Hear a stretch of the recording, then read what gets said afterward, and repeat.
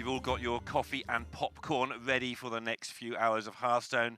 This is going to be an exciting day's work. And again, see who gets into those top 3 spots with only 2 weeks left.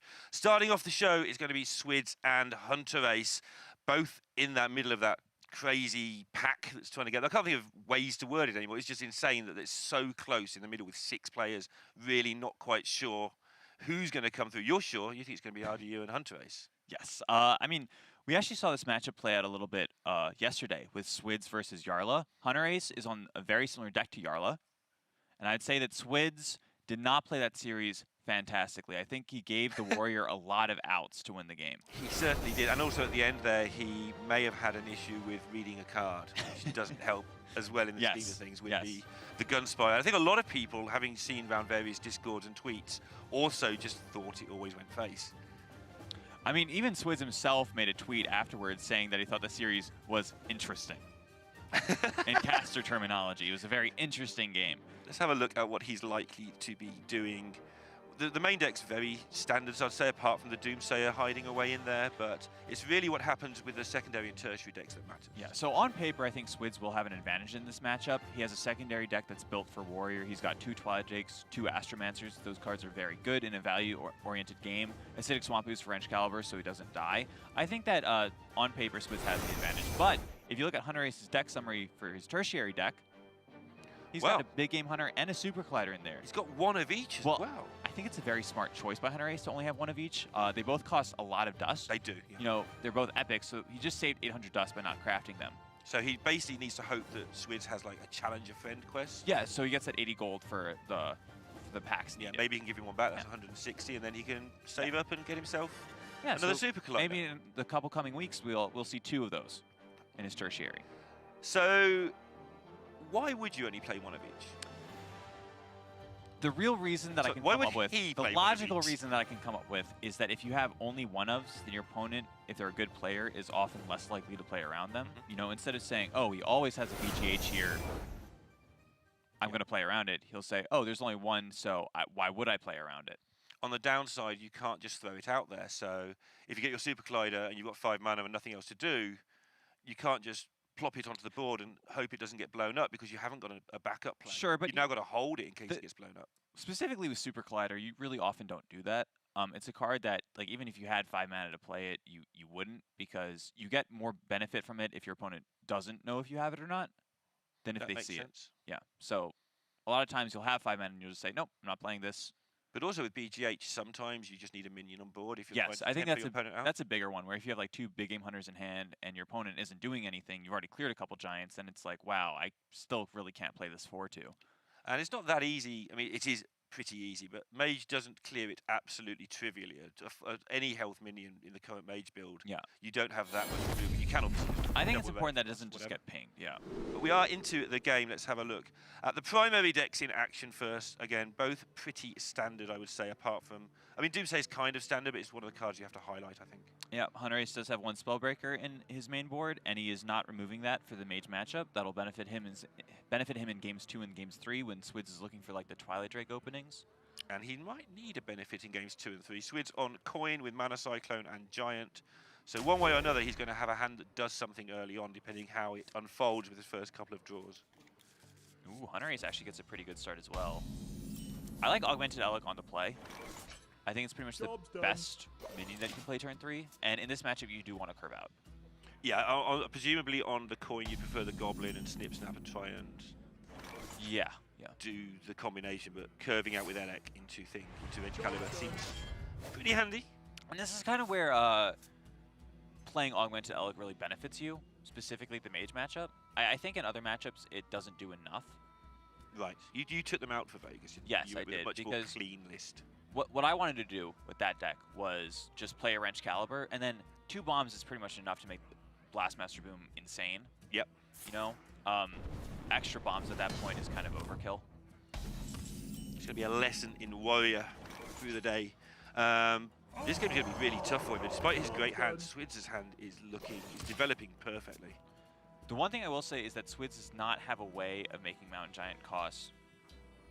On the turn that he would want to go Elemental Evocation, Mountain Giant, coin, Conjure's Calling.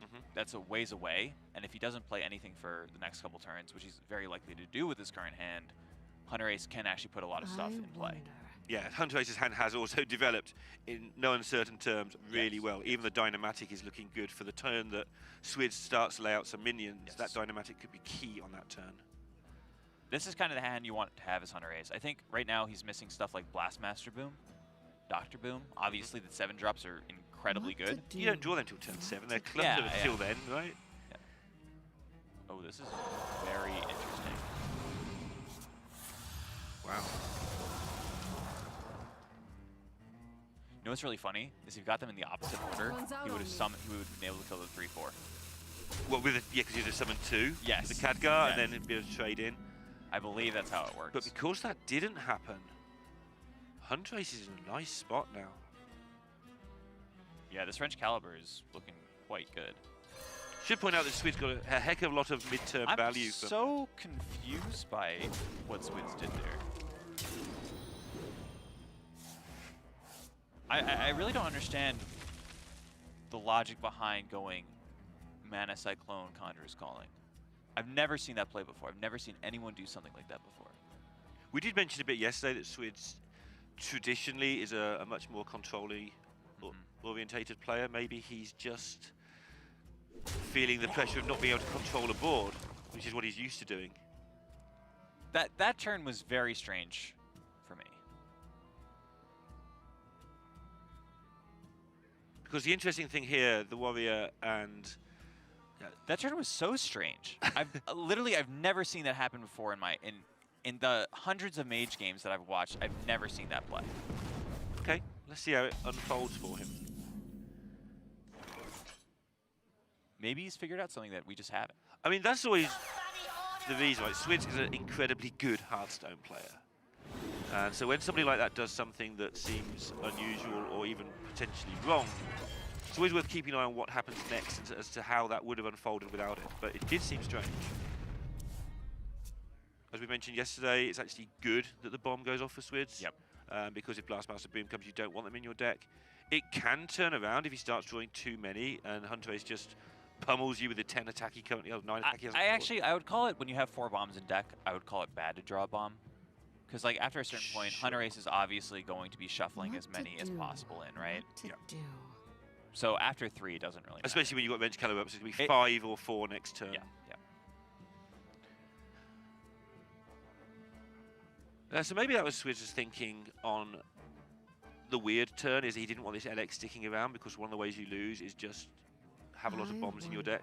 If he could have killed that with a good couple of 2-drops. Sure, but what he didn't really kill Alec. If there's, I mean, you're right, but it's going to kill it over 2 turns most of the time. Maybe he thought hunterace would be forced to trade or something. But there's so many cards that hunterace has that can actually answer that and leave the Alec on board, right? Like Wrench Caliber, Militia Commander, even Warpath sometimes. Maybe he's done that play 10 times, he's always got Doomsayer. Ah. Which is why he's... I don't think that's how math works. Got the 1 in his deck, because he always gets the second one. Ah, okay. Now that you mention it, if you always get Doomsayer there, it's a reasonable play. Well, Swidz has a lot of the good stuff, but he needs it. hunterace actually having a pretty interesting turn here. I wonder.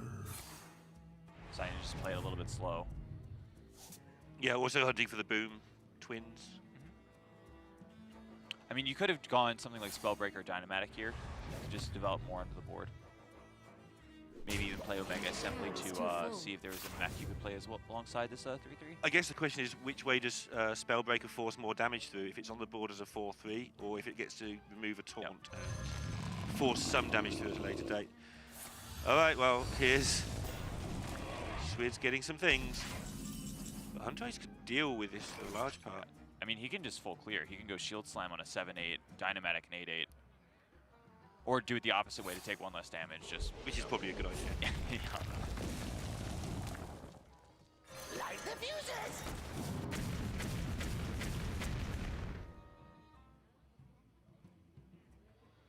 Have to imagine he just uses his face here. Yeah. He's just working out Is there any way I can protect this armor for a potential second giant? He hasn't even got the shield slam in hand, so... Yeah, maybe you'd consider it with the second shield slam, And... Yeah, it's going to get interesting now. This is where Swidz... And it's 5 Bomb draw bombs, is now actually 4 good. in deck. Yeah, Yes. now 3 bombs. This Spellbreaker is actually going to be incredibly powerful, I would say. That's what I was saying. How much damage would it do as a 4/3? I mean, the other play, you could have just gone Mega Assembly for a mech. Yes. If he doesn't hit exactly 2 7/8s here, isn't he just dead? I guess you could Frost Nova. You could Frost Nova the minions. Yeah. But he's not going for it. Oh, but that's not where you need to be. 25% chance of that one happening. And gives it up, and hunterace didn't even need a Spellbreaker, but if that had been 1/7/8 there, the Spellbreaker would have worked. So, I mean, that kind of shows the power of Augmented Elic in that matchup. If they don't deal with it, and they draw a lot of bombs, they're just going to be put in spots where they very quickly die. yeah, and again, just keep out the Spellbreaker because that was the main decision of the game, just keeping that... The main decision main of the decision game was Swidz. was Swidz's turn 3, where he went Yeah. Elemental Evocation, Cyclone, Conjurer's Calling. It did not pay off. Let's start with that. It absolutely did not It pay certainly didn't work. I'm trying to work out what your average would be there. You were hoping for a couple of 2/3s or 2/3 and a 3/2 in the real world. off. Yeah, but all of that just dies And to it just a lot of dies. the answers from So- hunterace. You know, Militia Commander kills pretty much everything. The weapon kills pretty much everything. It could just be that Swidz is uncomfortable being behind on board, but you have to be behind on board for 2 or 3 turns. Yeah, I mean, that's kind of how Mage the plays deck the matchup. works. Yeah, Mage plays the matchup where, you know, they don't really do anything for quite a bit, and then they have one swing turn where, let's say turn 5, you go Evocation, Giant, Conjurer's Calling. Let's see if he's a bit more comfortable after he's got his secondary deck list in play. Let's have a look at that, see what he's going to try and do differently in game number 2. He's gone to the secondary deck. So he has a Acidic Swamp Ooze now that should help in the early game versus Wrench Caliber. It's actually really important to kill even a 1 durability Wrench Caliber, it feels like. A lot of times when you play a weapon, you get the first swing in, it's kind of like you've gotten the value out of it anyways. But I think Wrench Caliber, at 4 mana, a 3 damage weapon really isn't good if it only swings 1 time. That Wrench Caliber did 21 damage last game. Yes. Well, Depending... if you want to do... If you do some labelled the hand bombs, waving, yeah, if we do a little bit of... If you do a little bit of yeah, hand waving around the math, and yes, that was a crazy good weapon. So 3 bombs, at least one of them did come from it. Probably 2. Yeah. Plus the 6 damage you did on the swinging. It's done 21 damage. Don't talk me down like that this early in the morning. And then Twilight Drake, if hunterace doesn't have the answer with Spellbreaker, I think Twilight Drake is also really good. That's another really hard to kill minion as Warrior. If you're looking at Spellbreaker as the clean answer, but besides that, you know, Militia Commander doesn't really do a great job. Yeah. Dynamatic often doesn't do a great job. But obviously hunterace knows what Swidz is going to play in game 2. This is very predictable. So he's gone with his tertiary deck to try and counter the counters. And there we go. Extra Spellbreaker. And these are the tech cards that you really want against Mage. It'll be interesting to see how the one of list works, because he has 1 Breaker, which makes sense, but he also only has 1 Collider and 1 BGH. Yeah. Which we've already had a bit of a little joke bit about, yeah. but maybe he's not comfortable breaking up the main, how the deck works. Maybe if you don't think the matchup is as unfavored as a lot of people do think it is, then you need fewer tech cards. You don't need to break up what you're already doing. And obviously, even though Swidz goes more board-centric after putting in his secondary deck, Warrior's pretty good at dealing with boards. That's kind of the point. Maybe he doesn't feel the need to go crazy on it. And he's got Blastmaster Boom in his hand. Swidz has a Mana Cyclone in hand. I want to see how he plays that. Hopefully not like last game. But it'll be interesting to see if it was just something he panicked over, or if it's actually a It seems pattern very of how calculated. he plays the deck. It did seem Seems very calculated. calculated. hunterace has a very interesting decision to make here, and I like it. He sees Blastmaster Boom Wrench Caliber, but realizes that the early curve is more important than getting the Blastmaster Boom down. If you get a Blastmaster Boom, but they play 2 8/8s, you're going to die. Okay. And now he has been rewarded for that decision With so Town far. Crier turn 1, which is insane in this matchup. Can you explain that a bit? You hear a lot of people talking about it, but not many explanations. Like, it's a 1/2. What's that doing? Let's talk about what Swidz sideboarded into, right? Yeah. He sideboards into 7 mana minions and Twilight Drakes. Okay. Those are not defensive units. He cuts Doomsayer and Frost Nova. right? Yep. So what hunterace can do in the secondary and tertiary games is just go 1 on turn 1, 3 on turn 2, 3 on turn 3, 4 on turn 4. Swidz has played 1 Twilight Drake at that point. Sure, and you can just, yeah. Okay, that makes a lot of sense. Something that's become clearer and clearer, and I'm sure it has for people at home listening to you over the last 3 days, is how much you value 2 or 3 damage. It's always important to push as much damage as possible. In fact, I want to give a quick shout out to Zalay, a Hearthstone Grandmaster from the North American region.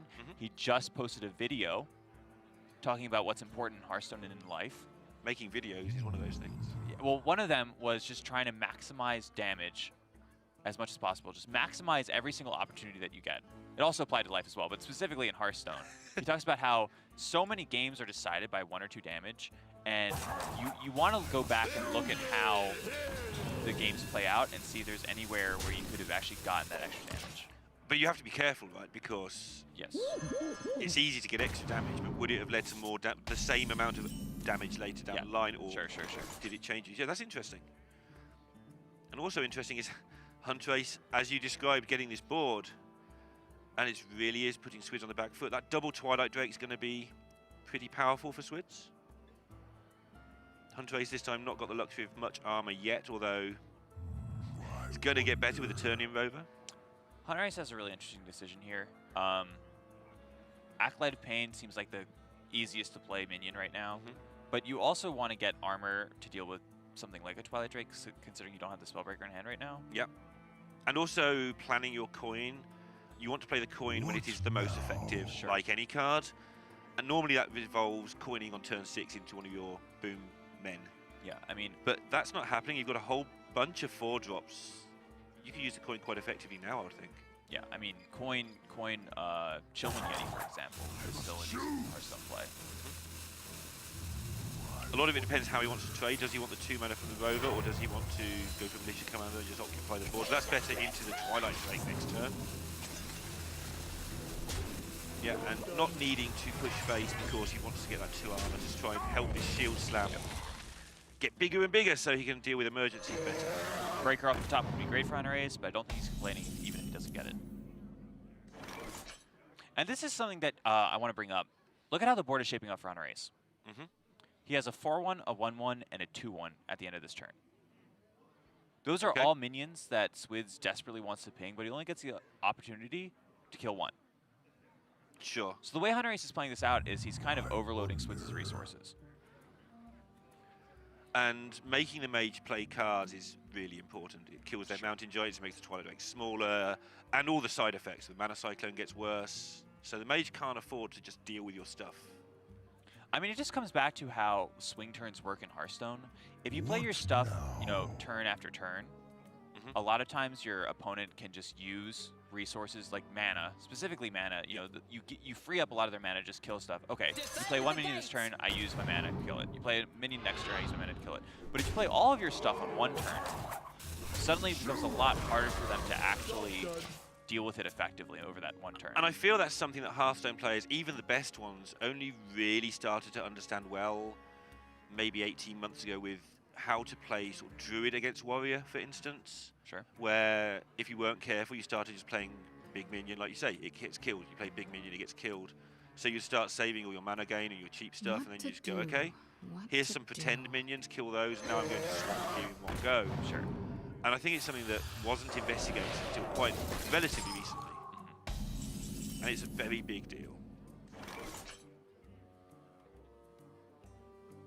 One of the great things about playing against Mage is you know that their removal is so limited. Sure, they can freeze stuff, but that's very different to removing stuff.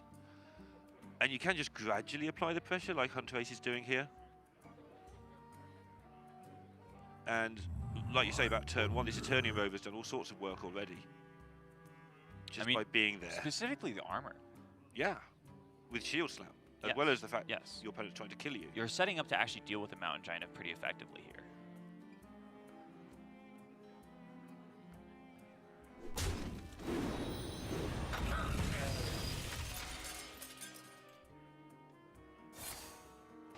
Yep. Spends all his mana, doesn't waste a point of damage on anything, using every card to the maximum. This is really interesting to me how he sequences this. There's a lot of decisions that you have to make that turn. So which other options were available? If that's an interesting turn, let's go through it while Swidz is doing some fairly obvious stuff. So you could have played Militia Commander instead of the Wrench Caliber and Shield Slam. You go 1-1 into the 4-8, goes down to 4-7. 2-1 into the 4-8, it goes down to a 4-5. 5-5 into the 4-5, it dies. Okay. You save your Shield Slam for later, but you don't actually get armor to deal with a Mountain Giant the next turn. However, you set yourself up for stuff like Shield Block off the top to kill it. This is the max amount of tempo. We actually, instead of doing that, we develop a 3-attack weapon this way, and we save the Militia Commander for next turn. So he can still deal with the Giant because he has a Militia Commander and the 3-attack weapon. Okay, so yeah, it does make sense how we sequence this. Yeah. Yep. You've got to find all that and think those many turns ahead in the 70 seconds, though. That's quite... Yeah, I mean... Because Militia Commander was just like, obviously, just be onto the board. I could do that. Swidz definitely seems to be struggling a little bit with knowing his priorities, which is something that happens when you change style. Must be noted, though, that for a player like Swidz, it is important to change the decks, even if you play them a bit worse, because someone like Swidz in particular, very well known for being a control player in general, I feel, personally, as are nearly all of the French players. If you're playing someone who's from France, they're good at control. In 14 matches of Grandmaster, plus 14 next season as well, you cannot afford to be predictable. You just can't. Although I will say Eddie from the Americas region played Bomb Warrior like 4 times in a row. But every week he gives the same interview, which is maybe I won't bring it next week. And then he brings it again. Yes. He's at least playing the mind games in that regard. It's really funny to me because that reminds me of a story with Chalky, who's actually used to be a pro player, now currently working on the Hearthstone design team for the game. And he said that in the previous format, Conquest, there's like, you could queue your decks in a specific order and you can try to mind game your opponent. Yeah.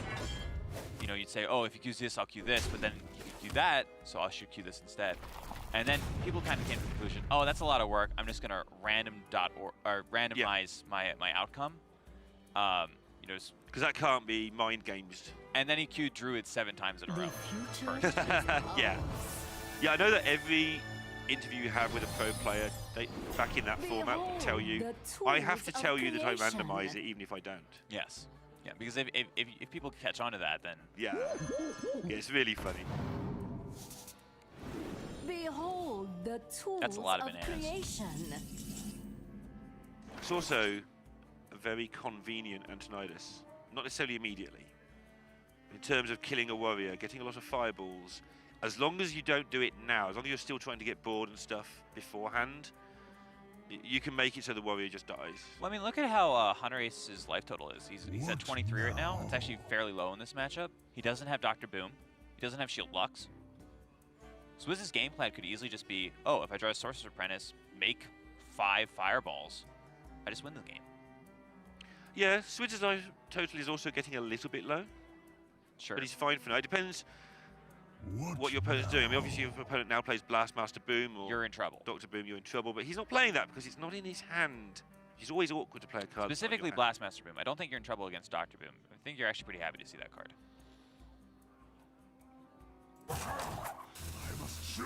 One play that you really don't want to make here, but he may conclude, is a thing you can do. You can Acolyte and double Warpath here. But Spellbreakering the 2/4. This shows how good Luna is in cheap spell decks. You would rather deal with that 1 minion than deal with all the other 3. Yes. Hunterace just not even attacking. He realizes that Brawl is very important. Leaving an extra O2 is actually pretty good for him. Yes. That's a good outcome. Yeah, you don't have to win brawls. You just have to not lose them hard. And the Warpath will clear the O2 anyways. So it's just good recognition from Hunterace, I would say. Yeah, playing the Acolyte also takes away 3 damage because Swidz is going to kill the Acolyte with a banana now. Sure. And Hunterace knows that. So that's 3 extra armor, if you like. Oh, but has Swidz decided that Hunterace hasn't got Brawl because he didn't Brawl? Cheating! I never fight fair! Everybody's favourite card comes into play. It's not as bad as Hyreek. We saw Hyreek as well. Yeah, it was actually pretty good for Hunterace yesterday. Yeah, it just 5 damage every turn. That well, it was gets rid of it. You play real cards. It was 7/1/1s instead of 1/1/1. Yeah, well, that as well.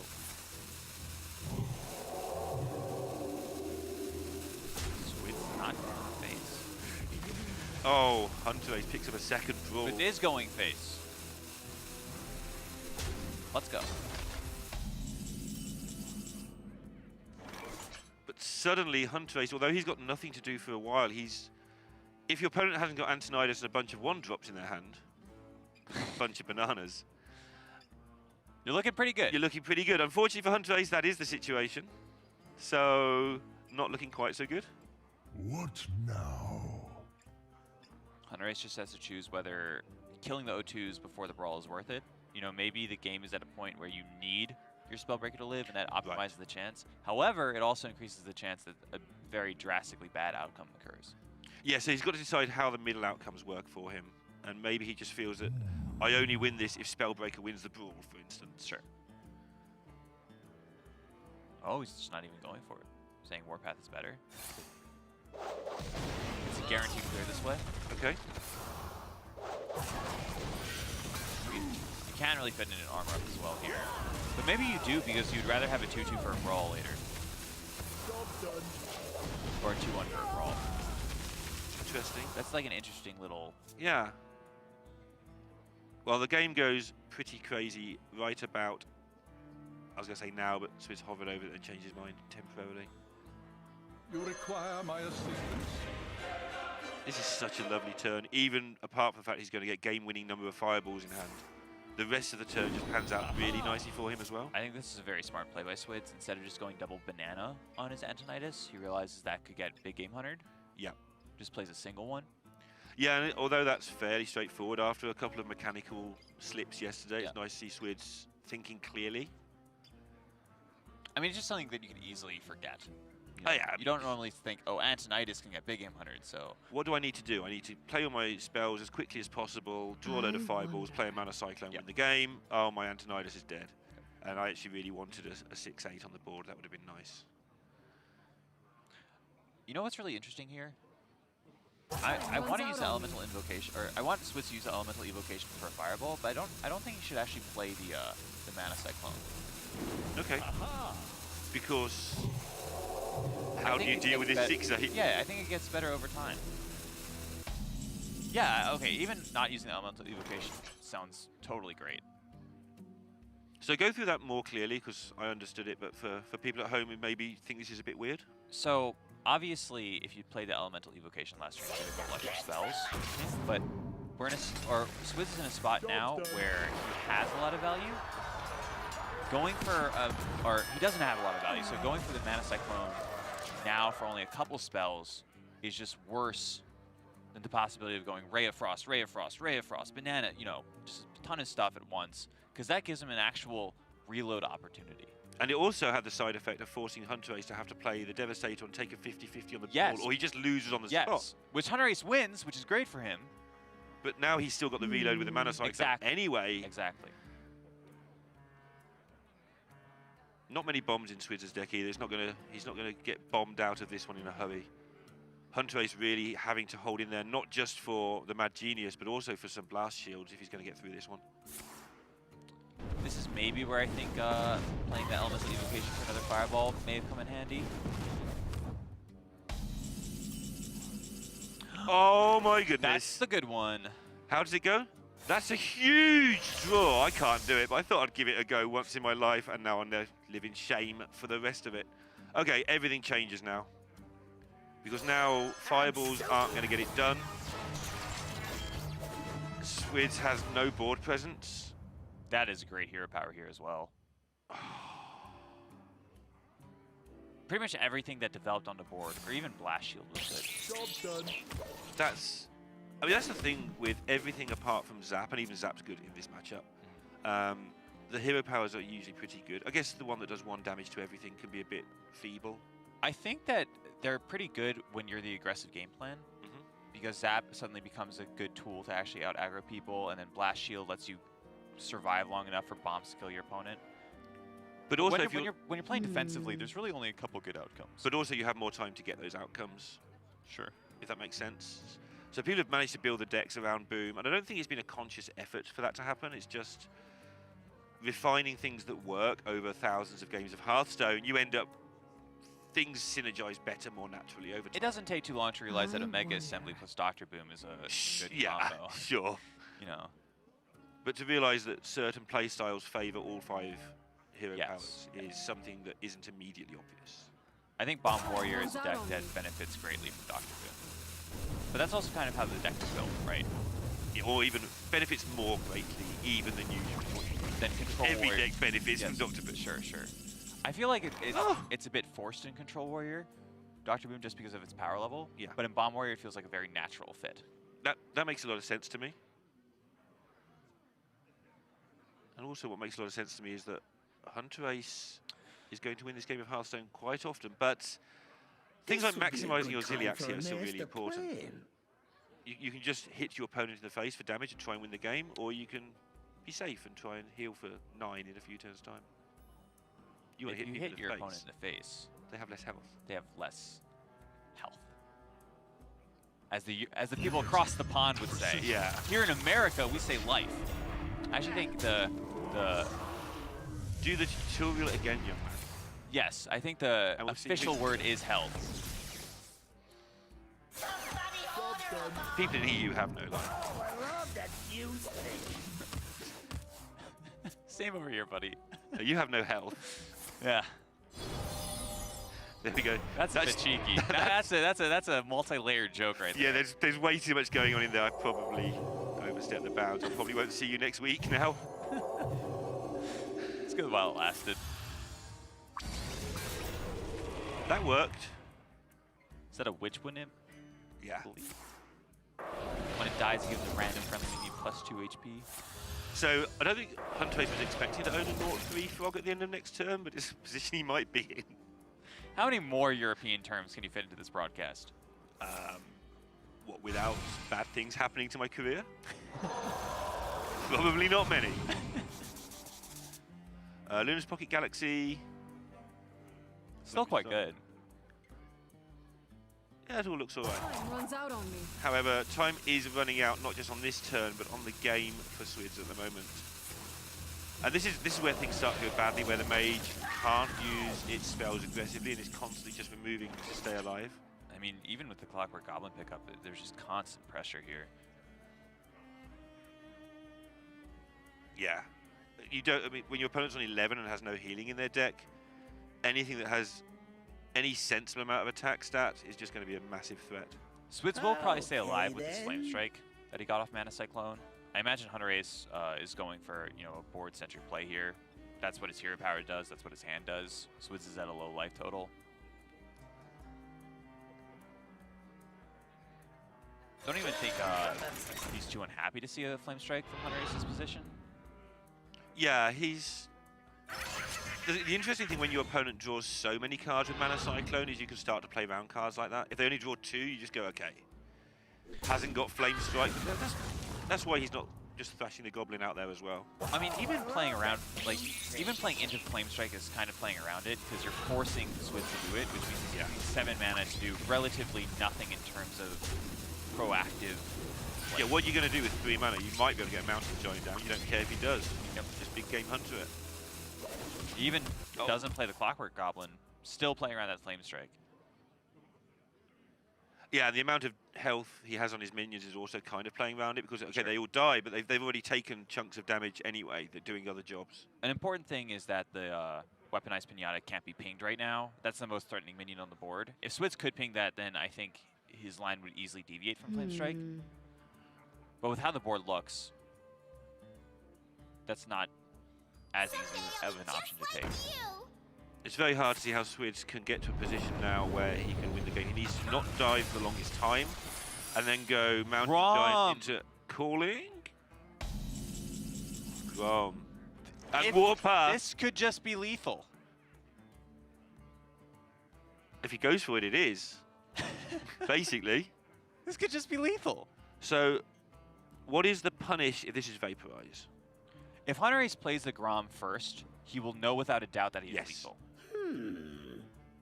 So then it becomes... But if you play the Grom, so in his mind, he's only going to play it if he thinks it's easy. If he plays it and it doesn't get Because copied. there's multiple things that punish you if it isn't Mirror Entity, right? because it's both Vaporize, Ice Barrier, and Counter Spell. And you've left an apprentice in play because now you have to potentially Well, Grommet. you could Grommet, that's totally fine. So he's going to go for it, and he's going to get the good news. Hunterace. Well, he has to play it first. Is going to take the series 2-0. And summing up a pretty fantastic weekend for Hunterace. Managed to go through 16 matches of Hearthstone on the commentary booth. Now he gets 2 interviews in 2 days for his 2 wins. And that second game never looked, to me at least, like Hunterace was ever going to win it, and then suddenly he did. Yeah, it was really interesting. It was an interesting one. Game number 2 was very different to game number 1. Game number 1, there was an identifiable point to where Swidz suddenly went behind. Yeah, I think in game 2, he was really looking for a giant or something to combo with his Conjurer's Callings, and it just never really panned out. Yeah, but Hunterace in game 2 did set up very early on how he's going to kill 2 Twilight Drakes. Yes.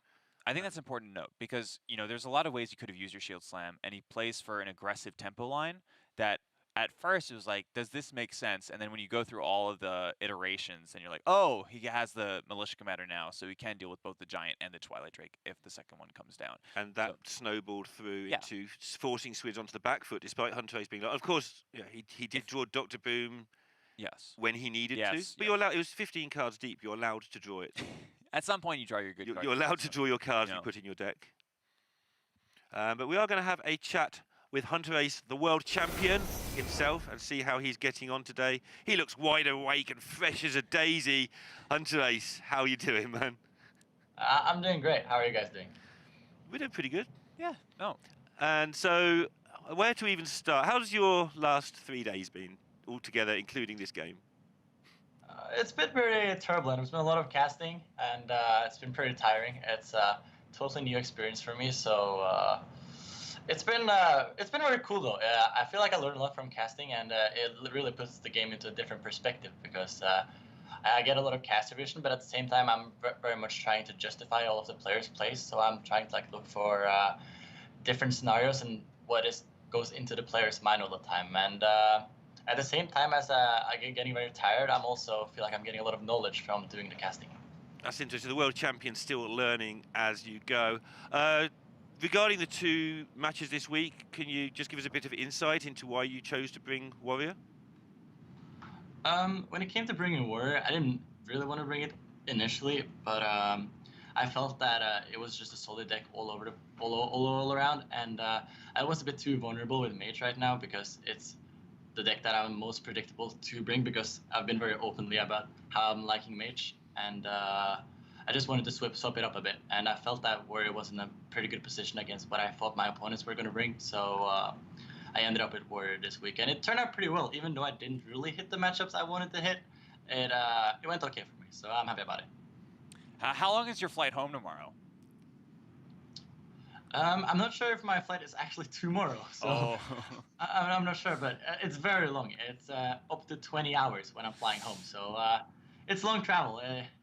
You're going to have literally gone definitely around. The negative part by doing all of this stuff and traveling around the world to compete, but it's a lot of joy also with competing in Vegas last week, casting in Taiwan this week, and now back home again, and maybe another tournament pretty soon.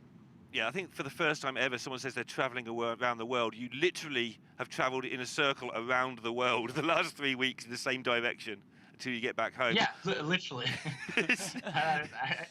That is true. Something you said there was interesting to me about it's important not to be predictable. Is that a very big thing to you in Grandmasters? It's not a very big thing, but at one point you could get the scenarios, especially when you're submitting for specific players, where you can have tendencies, right? So I just tried to vary a little bit, and this week I ended up with Warrior. I still think that Warrior is a very strong deck, and if I play it well, I'm pretty happy about how I ended up submitting the list. I really like the list I currently have. I think it's pretty good all around, and I don't know, I was just pretty happy about bringing Warrior this week, switching it up a bit. It also turned out pretty well. This is my first 2 a week. I've been 1-1 every single week before this. Well, it's made a massive difference. It's put you in a great spot to get into the playoffs. Gallon predicted you to get into the playoffs, so you're doing that in spite of his prediction. Well done. We'll let you go and get a little bit of hard-earned rest now, and we'll see you again next week. Take care. Hey, thanks. Also, one second. I want to give a special shout out to my practice partner for this specific weekend, and he's coming over here. Yo! Hey! Wow, guys! Wow, caster in a Good job, cast. guys. I can't hear Caster you, but called you're doing Casper. fantastic. Thanks, Darok. Hey. There he goes. Darok Brown getting his face on the screen. He's just been on screen all day as it is. We don't need more Darok. Quite a memester. Darok is indeed a meme, so you should probably follow him on Twitter if you don't already, because his memes are, I've got to say it, they're top tier. They're A+. It hurts me to say that, but they are very good. hunterace there, though, it was his first 2-0 week, which, given that that's put him clearly in second place, shows how tight this whole division is. Yeah, and he was definitely unhappy with a 50-50 record throughout the last week, so I'm sure a 2-0 here actually gives him quite the boost in terms of confidence. All right, so that is the first one of the day over with. hunterace putting himself into prime position to get into that top 3. Next up, we're going to have Boston taking on Ties. So don't go anywhere, and we'll see you in just a moment.